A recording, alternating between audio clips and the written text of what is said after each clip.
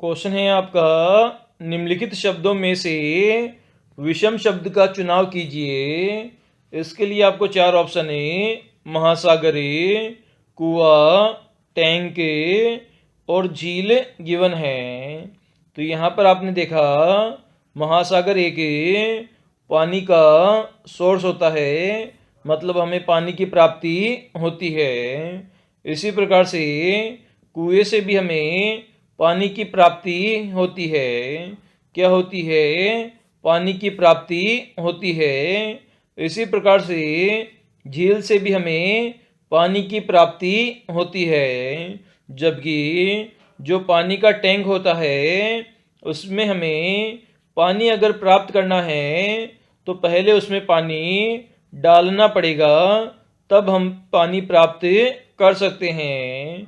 तो इस प्रकार से सी हमारा विषम युग्म हो जाएगा, जबकि महासागर, कुआं और झीलें ये तीनों ही पानी प्राप्ति के ऑप्शन है। नंबर सीरीज का क्वेश्चन गिवन है 3, 8, 22, 63, 185।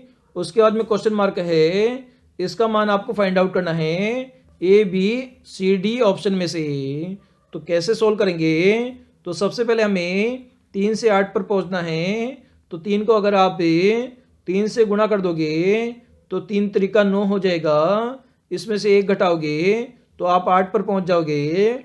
इसी प्रकार से अगर आपको 8 से 22 पर पहुंचना है तो 8 को 3 से गुणा करोगे तो 8 तिया 24 हो जाएगा, जिसमें से हम 2 घटा देंगे तो हम 22 पर पहुंच जाएंगे। इसी प्रकार से हमें 22 से 63 पर पहुंचना है तो 22 को 3 से गुणा करेंगे तो हम 66 पर पहुंच जाएंगे। इसमें से हम 3 घटा देंगे तो 66 माइनस 3 कितना हो जाएगा? हमारा 63 हो जाएगा। इसी प्रकार से हमें 63 से 185 पर पहुंचना है तो 63 को 3 से गुणा करोगे तो 189 पर पहुंच जाओगे। अगर इसमें से 4 घटा दोगे तो 189 माइनस 4 कितना हो जाएगा? 185 हो जाएगा। इसी प्रकार से 185 से क्वेश्चन मार्क पर पहुंचना है तो 185 को 3 से गुणा करेंगे, क्योंकि पहले भी हमें 3 से गुणा करते आ रहे हैं। और यहाँ पर 1 घटाया, 2 घटाया, 3 घटाया, 4 घटाया, तो यहाँ पर कितना घटा देंगे? यहाँ पर हमें 5 घटाएंगे। तो 185 को आप 3 से गुणा करोगे तो आपकी संख्या आ जाएगी 555 आ जाएगी।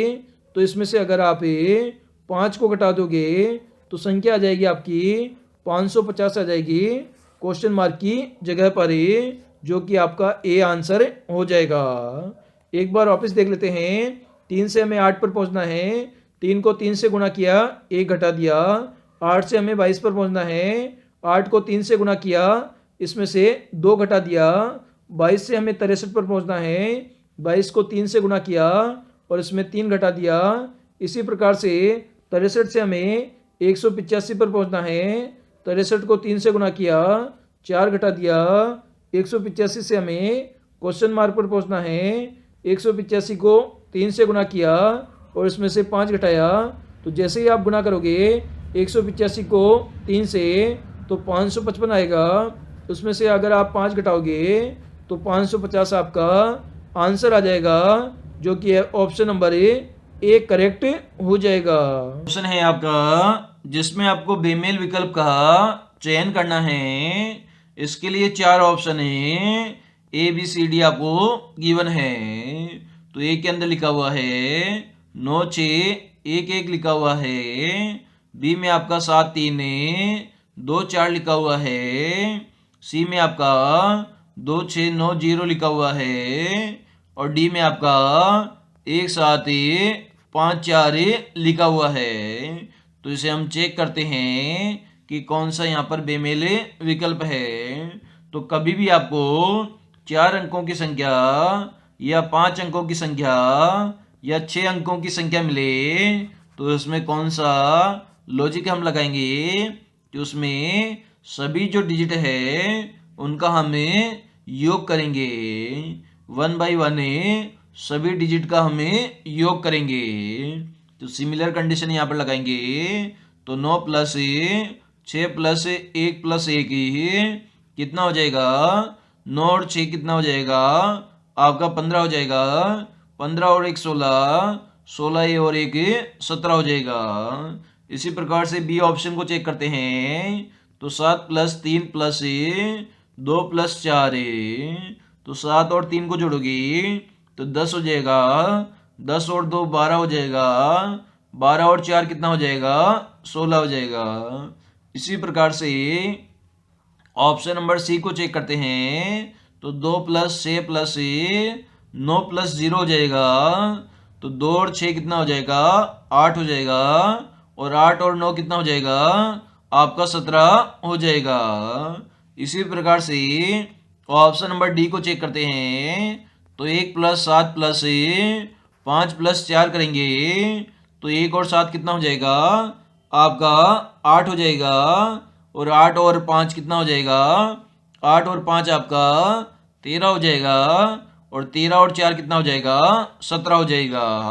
मतलब ऑप्शन नंबर ए, सी और डी के अंदर आपको संख्याओं का योग कितना प्राप्त हो रहा है? 17 प्राप्त हो रहा है। जबकि ऑप्शन नंबर बी में संख्याओं का योग 16 प्राप्त हो रहा है। तो बी हमारा दिए गए क्वेश्चन में बेमेल विकल्प हो जाएगा, क्योंकि यहाँ पर योग 16 प्राप्त हो रहा है। क्वेश्चन है, नीचे दिए गए प्रश्न में कुछ कथन और उसके पश्चात कुछ निष्कर्ष दिए गए हैं। आपको दिए गए कथनों को सत्य मानना है और यह निर्णय करना है कि दिए गए निष्कर्षों में से कौन से दिए गए कथनों का तार्किक रूप से अनुसरण करता है। तो कथन है आपका, कुछ पुस्तकें मेज है। तो कुछ पुस्तकें क्या है? मेज है। तो सबसे पहले हमें यहाँ पर पुस्तक बना देते हैं और यहाँ पर मेज बना देते हैं। तो कुछ पुस्तक क्या हो गई? मेज है। फिर आगे लिखा गया है, कुछ मेज क्या है? दर्पण है। तो मेज कुछ है, वो क्या हो गई? दर्पण हो गई। मतलब सारी जो मेज है वो दर्पण नहीं है, लेकिन कुछ हिस्सा है जो मेज का दर्पण है। फिर आपको निष्कर्ष दिया गया है। फर्स्ट निष्कर्ष है, कुछ दर्पणें पुस्तकें हैं। तो दर्पण तो पुस्तकें नहीं हो सकती, क्योंकि पुस्तक और दर्पण में कोई डायरेक्ट कनेक्शन नहीं है। फिर नेक्स्ट में कहा गया है, सभी पुस्तकें दर्पण हैं। सभी पुस्तकें दर्पण कैसे हो सकती है, जबकि क्वेश्चन में कहा गया है कि पुस्तकें तो मेज है और कुछ मेज क्या है? दर्पण है। तो सभी पुस्तकें कभी भी दर्पण नहीं हो सकती। मतलब ऑप्शन नंबर यहाँ पर एक भी गलत है और 2 भी गलत है। दोनों ही निष्कर्ष यहाँ पर गलत है। तो यहाँ पर ना तो निष्कर्ष फर्स्ट और ना ही निष्कर्ष सेकंड सही है। तो दोनों ही निष्कर्ष यहाँ पर गलत हो जाएंगे और ऑप्शन नंबर 4 हमारा इसका करेक्ट आंसर हो जाएगा।